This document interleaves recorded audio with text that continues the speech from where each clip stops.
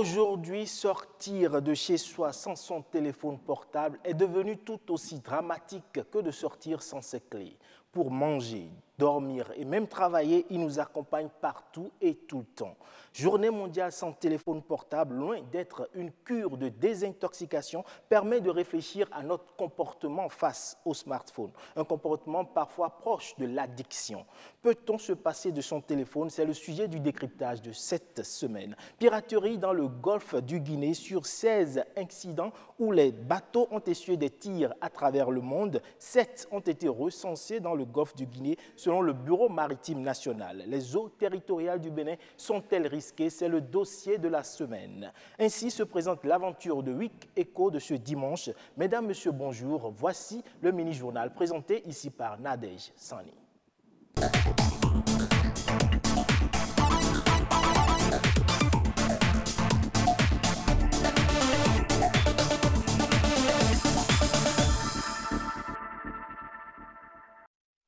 Bonjour et bienvenue dans le mini-journal sur Week Echo. Le gouvernement béninois renforce ses liens avec la coopération internationale dans le cadre des mobilisations des ressources. Une rencontre d'échange entre les deux parties s'est déroulée jeudi dernier à Cotonou. C'est un compte-rendu de Calvador Awano et Roch Akweino. Une première rencontre entre les partenaires techniques et financiers et le gouvernement béninois dans un cadre formel de mobilisation des ressources au profit du programme d'action du gouvernement.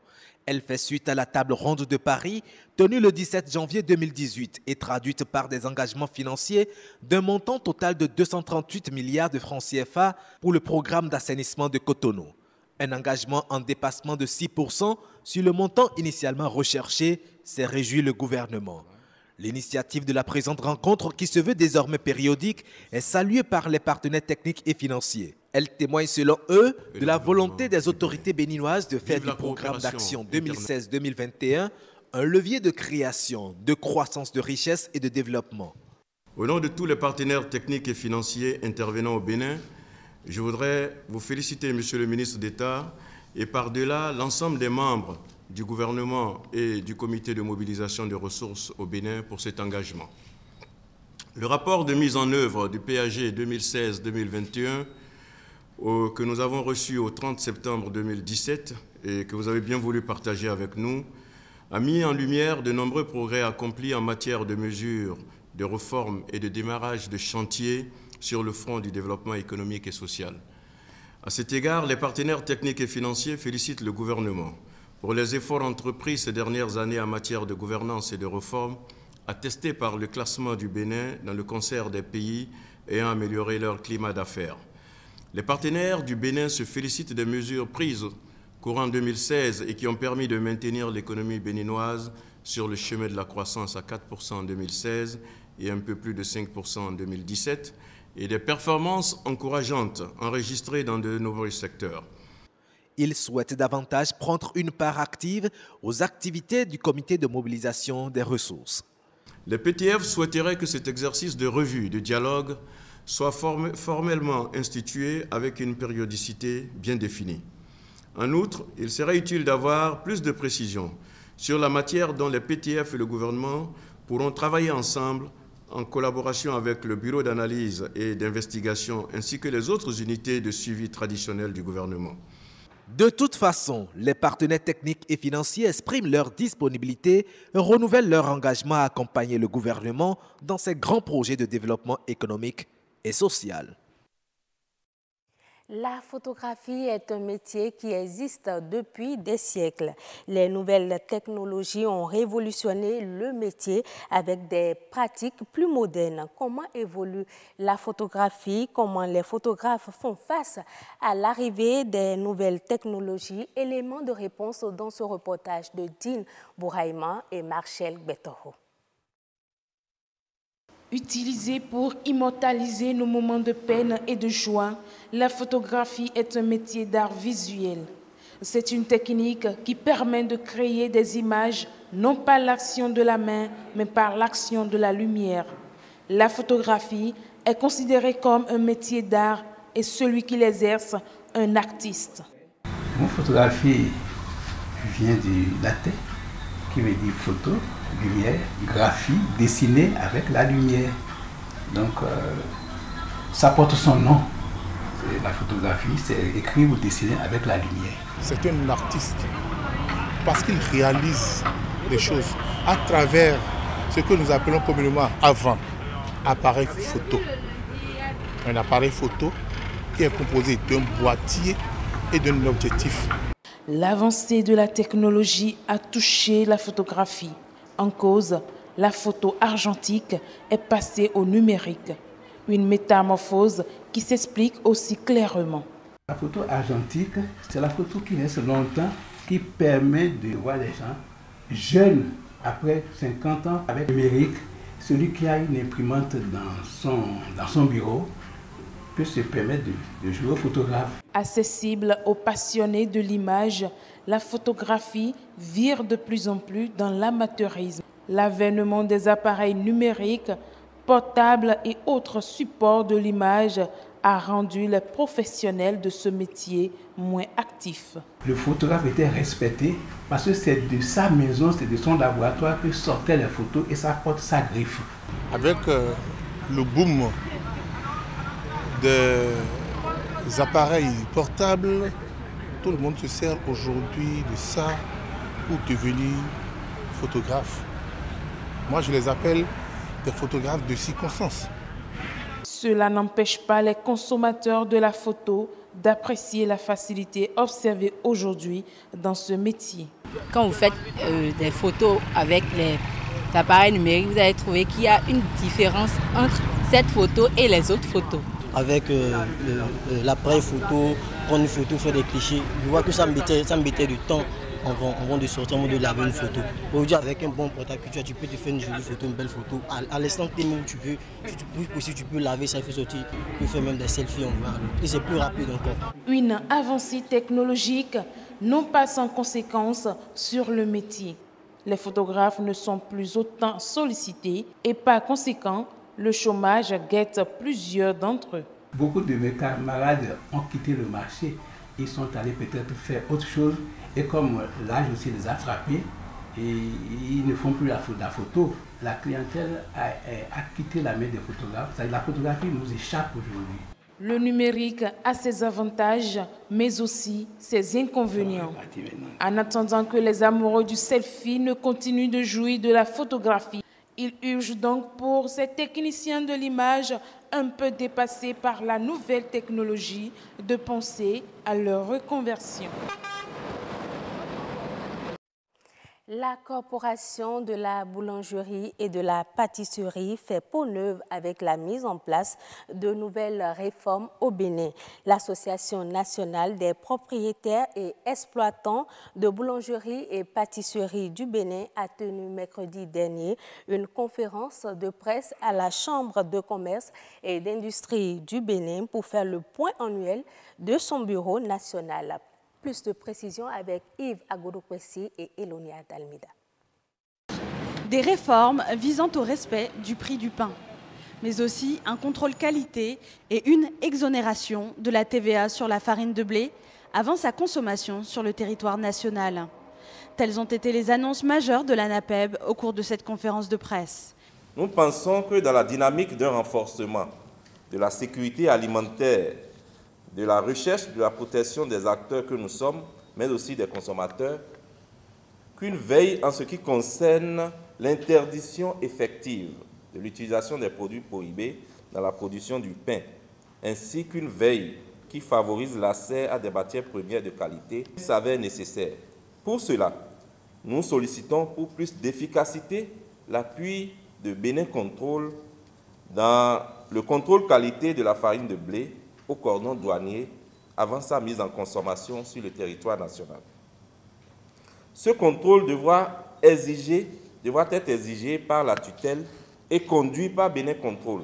Les mesures énoncées prévoient in fine un large programme sur les normes d'hygiène. Des efforts non négligeables qui devraient à terme booster à nouveau le secteur de la boulangerie-pâtisserie au Bénin.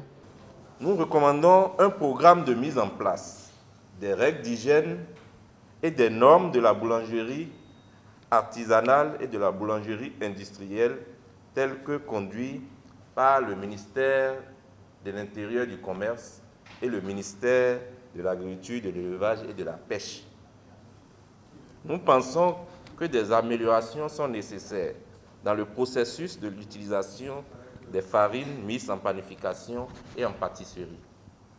Il faut noter que l'ANAPEB, pour accompagner ce processus, met quelques unités de production pour des tests à la disposition du ministère de l'Industrie et du Commerce, ainsi que des autres ministères qui le souhaitent, par le décret numéro 2008, car le décret numéro 2008-571 du 15 octobre 2008 ne saurait seul suffire à un bon aboutissement de cette démarche. Outre ces dispositions, l'association est revenue sur la nécessité d'obtenir une autorisation d'installation avant toute production, ainsi que l'élaboration d'une nouvelle classification des acteurs du secteur. Des mesures censées assainir la corporation, récemment touchée par la fermeture de certaines boulangeries pour utilisation de produits cancérigènes. Merci d'être resté en notre compagnie. Week Eco continue avec Ulvaïus Balogun. Après le mini-journal, mettons à présent le cap sur les sujets économiques qui ont fait la une des quotidiens cette semaine. C'est la revue de presse présentée ici par Yasmine Damada.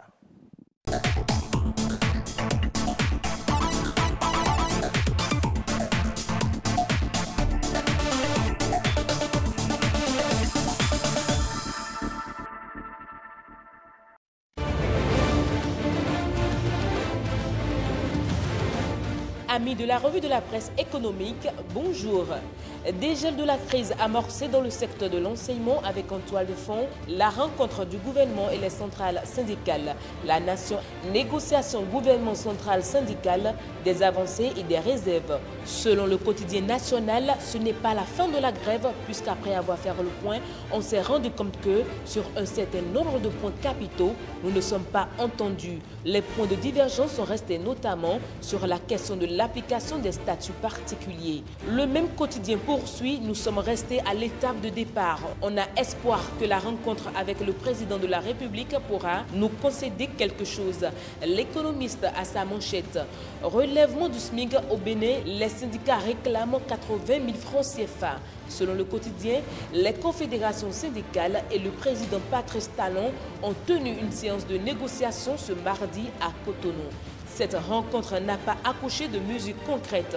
Par contre, les syndicats ont proposé que le salaire minimum interpersonnel garanti SMIC passe de 40 000 à 80 000 francs CFA. Un SMIC comparé ici au top 10 des SMIC en Afrique francophone, dont le Bénin occupe la 9e position avec un SMIC de 40 000 francs et le Gabon en tête avec un SMIC de 150 000 francs CFA. Autre information toujours avec l'économiste, Direction générale des impôts, des performances satisfaisantes en 2017. Le quotidien relève que 403 milliards ont été mobilisés contre une prévision de 415 milliards de francs CFA pour l'année 2017, soit un taux brut et provisoire de 93,3% de réalisation contre 94% en 2016. On y apprend qu'on note un écart positif de 21 milliards de francs CFA, ce qui correspond à un taux de progression de 5,11%. Néanmoins, l'entêtement du contribuable constitue un obstacle majeur. C'est le cas par exemple des impôts sur le revenu non salariaux, la taxe professionnelle synthétique sur le transport routier. L'économiste titre « Caisse autonome d'amortissement du Bénin, le DG Dieudonné Daom relevé de ses fonctions ». Dans les lignes du quotidien, il est reproché au directeur général de la Caisse autonome d'amortissement ainsi qu'à certains de ses cadres du ministère des Finances du laxisme dans le traitement du dossier de l'annulation de 2 accords de prêt de la Banque islamique de développement. Il s'agit ici du projet d'appui au développement de l'enseignement supérieur au Bénin et du programme intégré d'appui à la microfinance phase 2. D'une information à une autre avec l'événement du jour qui titre « Tourisme, bientôt des visites accrues de touristes au Bénin ». Selon le quotidien, National Geographic s'associe à African Park, la Fondation WIS et le gouvernement du Bénin pour protéger un écosystème majeur en Afrique de l'Ouest. Le parc national de la Pendjari au Bénin sera protégé dans le cadre d'un programme de conservation inédit et pluriannuel de 25,5 millions de dollars US. Le matin assure la même information. Protection et extension du parc national de Pendjari, 3 partenaires s'engagent aux côtés du gouvernement. Et ce sera tout pour cette revue de presse. À dimanche prochain.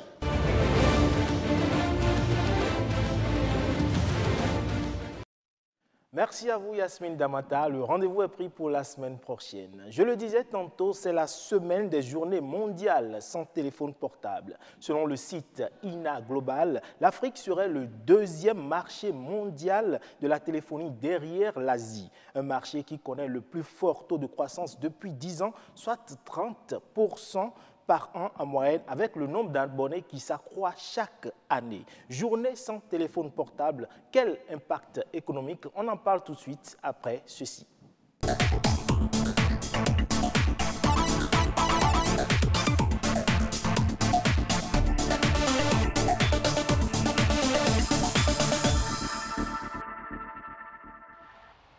Nous parlons smartphone génération Y et sur ce plateau, pour en parler avec moi, je suis avec Serge Ayaka. Serge, bonjour. Bonjour Ilvaïus. Comment vous allez? Très bien, merci. Merci d'être avec nous ce matin. C'est moi. En face de vous, nous avons Patrick Adiabodjou. Patrick, bonjour. Bonjour Ilvaïus. À la forme, j'espère. Ça va très bien. Cool. Alors, ce matin, je le disais, nous parlons génération Y. Nous parlons également de la téléphonie mobile. Dites-moi, Patrick, une journée sans téléphonie mobile, est-ce possible? Je pense qu'une journée sans téléphonie mobile est pour moi impossible. D'abord, les téléphones portables sont une avancée dans le domaine de la communication, une avancée technologique. Et la téléphonie mobile ou les téléphones portables sont omniprésents dans notre vie quotidienne. Vous l'avez dit tout à l'heure, l'Afrique est le 2e marché mondial derrière l'Asie. La réponse est toute trouvée. Moi, je ne peux pas me passer de mon téléphone portable et je pense, si on va dans le fond du sujet, avec l'argumentaire des uns et des autres, pour ma part, je pense qu'on ne peut pas se passer de son téléphone portable. Alors j'imagine que vous ne partagez pas cet avis, puisque vous n'êtes pas très smartphone aujourd'hui. C'est vrai qu'on ne peut pas se passer de son téléphone portable? C'est vrai, malheureusement, qu'aujourd'hui, il serait difficile de se passer d'un téléphone portable. Et j'ai bien aimé votre introduction où vous compariez le téléphone portable aujourd'hui à nos clés. Lorsque vous l'oubliez à la maison, c'est comme si il vous manquait quelque chose. Et c'est malheureusement ce à quoi on assiste aujourd'hui. Je pèse bien mes mots, je dis que malheureusement, on en est arrivé là, à nous retrouver englués, engoncés complètement dans cette utilisation, de sorte qu'on ne parvient pas à se défaire, à se départir. On ne parvient plus à décrocher complètement aujourd'hui de son téléphone Mais pourquoi malheureusement? portable. Puisque quand même le téléphone apporte, c'est une avancée technologique. Pourquoi malheureusement? C'est une avancée technologique, cela va sans dire, hein. Cela s'observe dans tout ce que l'on fait aujourd'hui. On ne peut pas ne pas faire recours à ces nouvelles technologies, à moins de vouloir vivre en paria ou à moins de vouloir vivre complètement hors de la société qui nous consomme. Je dis malheureusement parce qu'on peut vivre sans, puisqu'on a déjà vécu sans. Et à partir du moment où on l'a fait sans, ça veut dire qu'on peut normalement vivre sans. C'est vrai qu'il ne faut pas se tromper, hein. Il y en a beaucoup. Le tout dépend de l'utilisation que l'on fait de ce téléphone portable. Lorsque cela devient une addiction, vous-même, vous vous dites que ça devient carrément une maladie. Ouais. Vous vouliez dire quelque chose? Oui, c'est pour rester dans la même dynamique que Serge, en disant que s'il y a des raisons qui justifient notre addiction, notre dépendance par rapport au téléphone portable, c'est parce qu'il y a bien des raisons. Je puis dire, le téléphone portable nous rapproche de ceux qui ne sont pas près de nous. Dès lors que nous avons, à la seconde près ou à la minute près, besoin d'eux.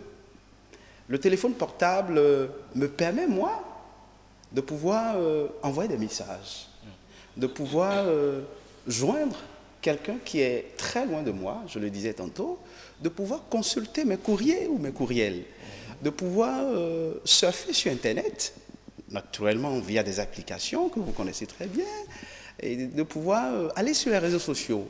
Vous voyez un peu. Et le téléphone portable également nous permet de ne pas nous déconnecter du monde. Ça me permet d'avoir l'information dès qu'elle tombe, l'information à chaud. Et c'est bon, c'est là que je dis que le téléphone portable, pour moi, si je suis journaliste, il est omniprésent à mes côtés. Alors, mais au-delà de ces avantages que vous évoquez, on remarque quand même que de plus en plus les jeunes sont plus accros au téléphone et que les moments de famille, ils sont délaissés. Quand on est à table pour manger, ben, on est toujours en train de pianoter sur le téléphone au lieu de discuter. Donc, ces moments de discussion en famille sont en train de disparaître au détriment de l'utilisation, on va dire, abusive du téléphone. Vous parlez de distraction. C'est ça même le problème. La distraction, pour moi, par rapport au portable, c'est que le portable me permet d'écouter au temps voulu et où je me trouve mes musiques préférées, mes vidéos préférées, de pouvoir communiquer avec qui je veux et de lui envoyer les photos, mes images, tout ce que je veux. Donc, cette distraction, elle peut être... c'est pas indispensable, c'est... Qu'est-ce que je dis? C'est pas condamnable. On ne peut pas condamner ça.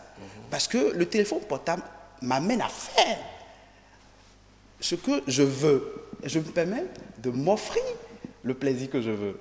Donc, si on se retrouve dans le cercle familial, autour d'une table de discussion, et que la distraction prend le dessus, il y a lieu que si je suis à côté de mon grand frère, et qu'il y a lieu de parler, de discuter, il n'a qu'à me faire appel, dit Patrick, laisse ton portable et on échange d'abord.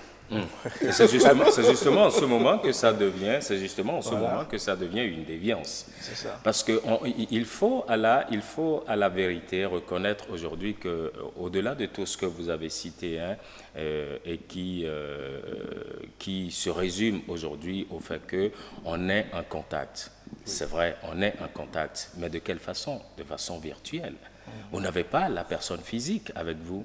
Alors que le physique, vous le savez bien sûr, l'émotion que cela dégage est bien plus importante, c'est bien plus grand que tout le reste.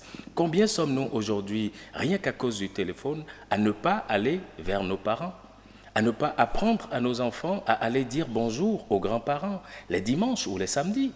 Combien sommes-nous aujourd'hui? Laissez-moi terminer. Combien sommes-nous à perdre de vue aujourd'hui cette chaleur naturelle dont on a besoin, cette chaleur humaine, au détriment de ces téléphones, ces gadgets que nous avons et que nous pensons être de véritables outils de développement. C'est vrai que ça peut amener, pour moi, tant que je n'ai pas quelque chose de tangible qui pourrait m'apporter un bien-être, je pourrais m'en départir. Alors, pour mettre un aspect, hein, aller dans le même sens que vous, il paraît que 41% des Français, selon un sondage qui a été fait, préfèrent se passer du sexe que de leur téléphone portable. On se demande bien comment on en arrive à ne pas départir la vie de l'utilisation de cet outil-là. De toutes les façons, je ne voudrais pas beaucoup m'appesantir sur les statistiques françaises. Hein. Aujourd'hui, si on en arrive à créer des poupées gonflables dont on peut se satisfaire, je me dis que pour moi, ce sont toujours ces déviances-là qui continuent. Lorsque le téléphone en arrive à être un élément nuisible pour nous, ça n'est pas bien, surtout dans les relations interhumaines. J'ai déjà assisté à plusieurs reprises, et je sais que vous également, ça vous est déjà arrivé. Vous vous retrouvez autour d'un pot, comme vous l'avez dit tout à l'heure, mais chacun est dans son téléphone. Pourquoi est-ce qu'on s'est vu alors? Ça ne sert à rien. On pouvait rester chacun chez soi. C'est que, en même temps que cela nous apporte quelque chose de bien, c'est qu'il nous crée beaucoup plus de dommages. Et malheureusement, c'est l'Afrique qui est encore au devant de la scène. Cette Afrique où il y a cette chaleur humaine et dont les autres ont besoin. Aujourd'hui, pendant que les autres ils viennent ici chercher ce que nous avons de bien, nous nous tournons vers eux pour aller chercher ce qu'il y a de mauvais. Alors, donc, en réalité, pour moi, c'est un tout, hein, il faut pouvoir... Alors, l'autre chose que l'on semble souvent oublier ou occulter, c'est qu'avec le téléphone, il y a des progrès technologiques qui ont forcément une incidence sur l'activité économique. Et donc, nous avons des smartphones qui sont de plus en plus sophistiqués. Oui. Et nous avons la 4G, ainsi de suite. Alors, fermer son téléphone pendant 24 heures, c'est de l'argent perdu, Patrick? Ben, tout à fait. C'est de l'argent perdu pour ma part, parce que si je tiens mon téléphone portable dans ma main, cela voudra dire a priori, je suis allé acheter le téléphone quelque part. Tout à fait. Si je décide aujourd'hui de laisser le téléphone à la maison ou de jeter le téléphone, de ne plus l'utiliser, je ne permets pas au tenancier de boutique de vente de portables de continuer par accroître son chiffre d'affaires. Je ne lui permets pas de payer la taxe et les impôts.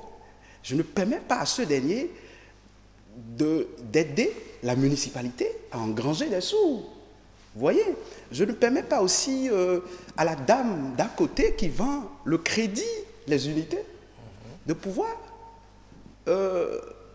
avoir quelques sommes, avoir de l'argent. Mais comment est-ce que cela se faisait pendant qu'il n'y avait pas le téléphone?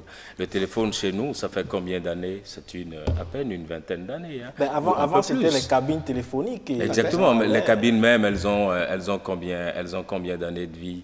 Et puis, lorsque les téléphones portables sont venus, toutes ces cabines ont disparu.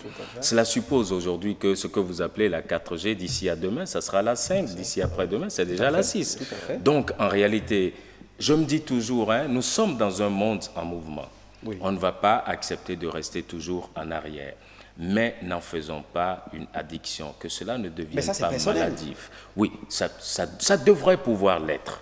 Au-delà d'être une addiction, quand même, aujourd'hui, le mobile permet de faire des services bancaires. Nous avons le mobile banking qui génère de l'argent pour l'économie nationale. Donc, forcément, les gens paient des taxes avec ces activités-là, donc d'une façon ou d'une autre. Je me dis que tout ça, c'est bien, c'est très beau. Hein.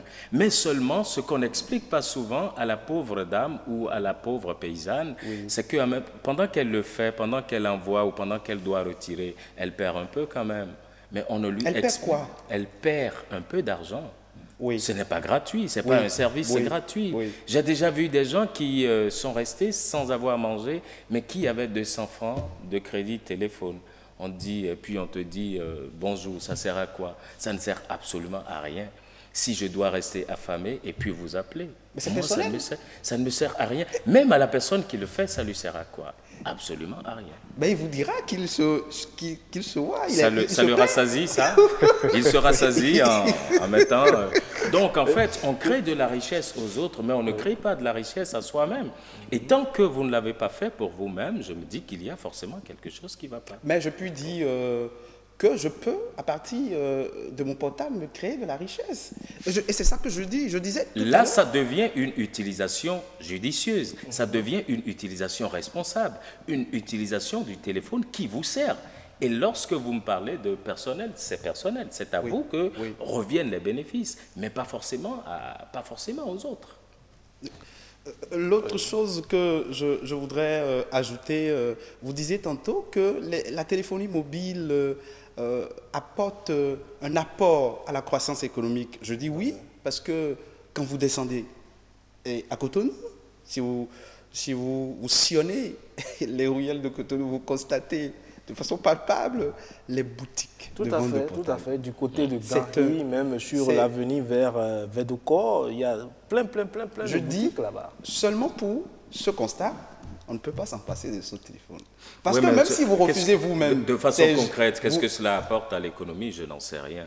De façon concrète. Il faudra certainement chercher. Tout est plus ou moins informel. Je ne sais pas ce que ça apporte de façon véritable. Bon, nous disons informel. Cela ne nous épargne pas de ne pas croire que le jeune homme qui s'installe au bord de la voie ne paye pas quelque chose à la municipalité. Ah, j'en sais rien. Tout à fait, je crois qu'il paie des taxes à la municipalité. Alors, mais dans ces conditions, alors aujourd'hui, quoi faire pour rationaliser notre utilisation vis-à-vis du téléphone? Rationaliser, moi je pense qu'il faut qu'on apprenne à mieux utiliser le téléphone. Comment? Parce que c'est tout de même gênant et parfois même choquant que vous ayez des rendez-vous avec des gens qui discutent avec vous, mais qui sont dans leur téléphone. Tout à fait. Peut-être que beaucoup de gens n'ont pas souvent mesuré ce que cela pourrait apporter comme dommage. Mais comme vous le dites si bien, il faut apprendre à utiliser le téléphone. Et surtout apprendre à aller effectivement sur les réseaux sociaux, ce qui fait d'ailleurs l'actualité dans notre pays actuellement. Donc il faut une certaine éducation de tout le monde. Hein. Aujourd'hui, ça n'est plus que la jeunesse. C'est tout le monde qui est emballé et puis on s'y met, on s'y jette carrément sans précaution aucune, alors que ça a beaucoup de revers que l'on n'imagine pas. On n'est pas toujours conscient des revers que cette utilisation peut avoir. Patrick. Et parlant de revers, nous parlons déjà des impacts que le téléphone peut avoir sur l'être humain, sur l'économie, sur tout ce qui nous entoure, même sur la société. Je voudrais déjà dire que le téléphone portable détruit les familles. Ça veut dire que finalement, vous oui, on peut avoir une position, mais s'il faut attirer l'attention des gens sur les impacts, il faut opiner, il faut donner son avis. Et c'est ce que je fais. Je suis d'accord. Et je puis dire, vous voyez des mineurs, des enfants, des adolescents qui utilisent des smartphones. Oui, c'est beau tout ça. Mais l'âge, la raison de l'enfant, est-ce que ces deux facteurs lui permettent véritablement de ne pas connaître des dérives? Il y a un problème à ce niveau. C'est vrai, les parents vous diront, oui, c'est mon enfant, j'ai l'argent, je peux donner à mon enfant tout ce que je veux. Et les smartphones de haute qualité. Est-ce à dire qu'il faut une éducation à l'utilisation du téléphone? Tout à fait. Ce n'est pas interdit chez moi. Moi, je puis dire, je ne peux pas interdire à mon enfant de ne pas utiliser le téléphone. Jamais. Mais je dis, l'éducation parentale devient une priorité. Je suis d'accord avec vous, mais en même temps, c'est qu'il faut... il faut encadrer. Je me dis que l'éducation, il n'y a rien de mieux que de donner l'exemple. La meilleure éducation, c'est par l'exemple. Vous ne pouvez pas dire à votre enfant, on ne regarde pas la télé ou on n'utilise pas le téléphone pendant qu'on est à table, alors que vous-même, vous l'utilisez. Je suis d'accord. Vous ne pouvez pas lui interdire de faire ce que vous-même, vous êtes en train de faire.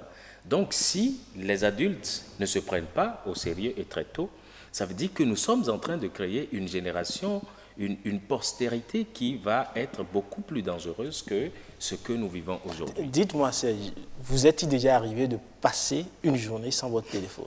J'en ai passé plusieurs cents et je m'en suis mieux porté. Et toutes les fois, je peux vous assurer que toutes les fois que je n'ai pas mon téléphone, je me sens mieux, comme là où je suis, où c'est éteint.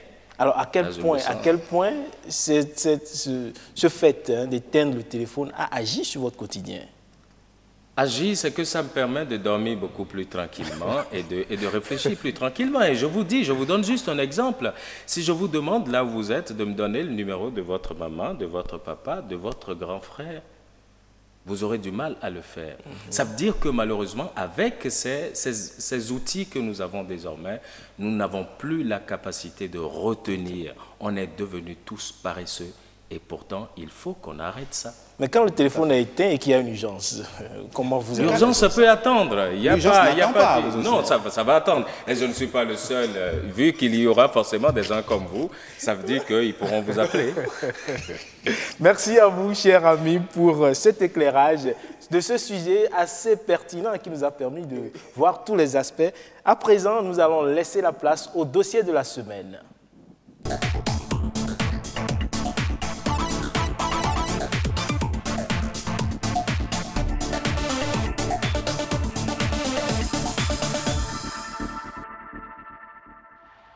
Le dossier de la semaine, c'est 7 affaires annoncées à grand renfort médiatique sur certains médias internationaux. Un pétrolier qui aurait disparu avec son équipage. Une information démentie à travers cet élément. Suivons ensemble.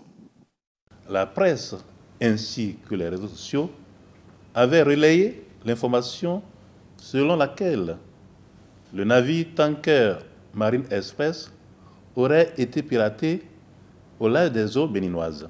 Les forces navales ont apporté un démenti formel à cette information en émettant un sérieux doute sur une quelconque attaque pirate dans nos eaux. Le Bureau maritime international vient de nous donner raison en publiant au petit matin du 6 février un message selon lequel les propriétaires du navire supposé piraté auraient déclaré que le dit navire a été retrouvé avec son équipage sain et sauf et avec toute sa cargaison intacte, sans toutefois préciser le lieu où le navire a été retrouvé.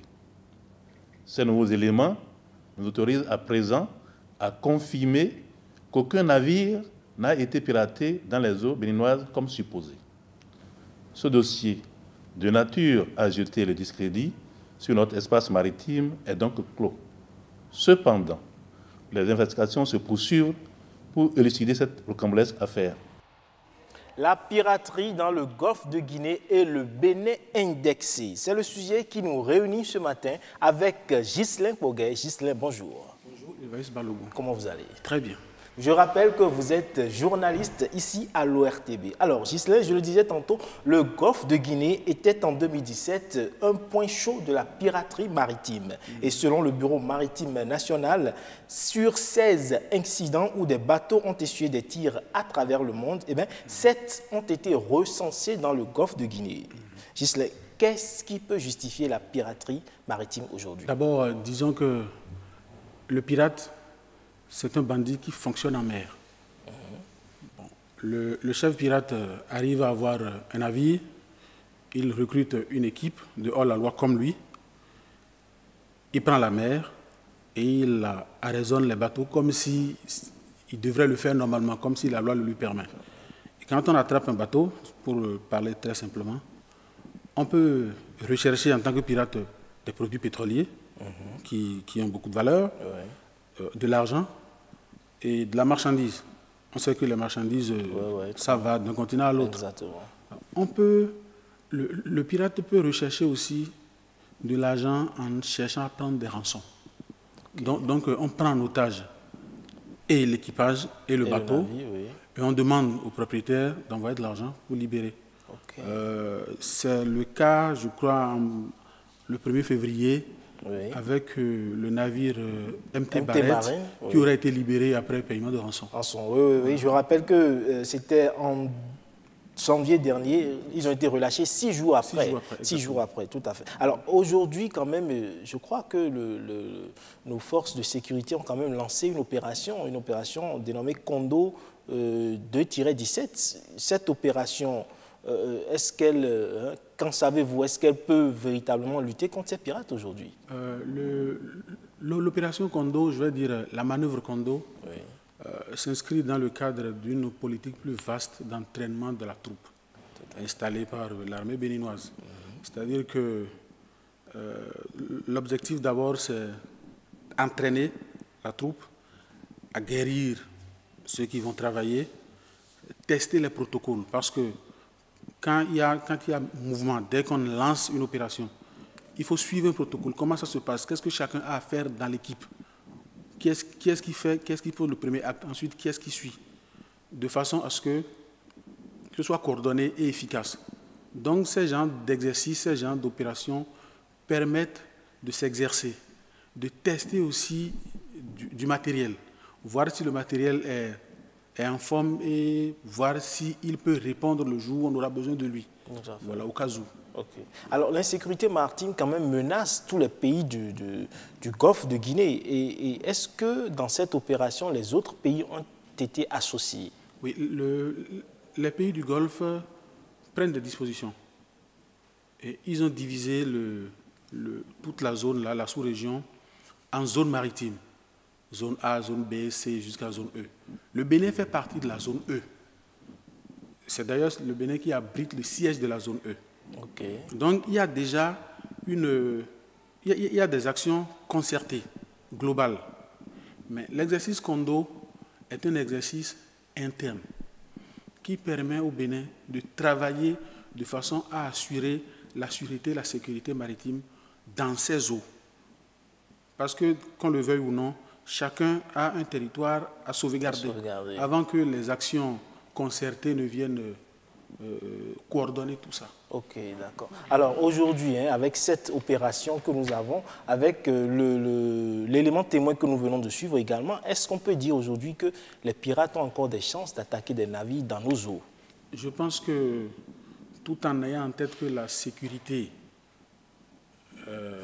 l'insécurité zéro n'est souvent pas possible, on peut dire qu'aujourd'hui, la marine béninoise a les moyens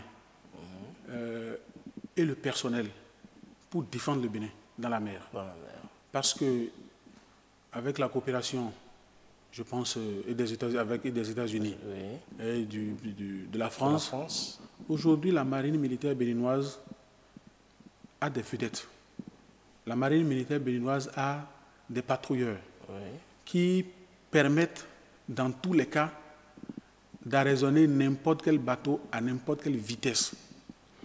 Aujourd'hui, la marine béninoise a des fusiliers marins, c'est-à-dire des commandos qui fonctionnent en mer, tels que les commandos. Il y a des commandos, des équipes commandos sur la terre, il y a aussi des équipes commandos en mer. Et eux, ils sont formés uniquement pour ça. Ils ne font rien d'autre en dehors de ça.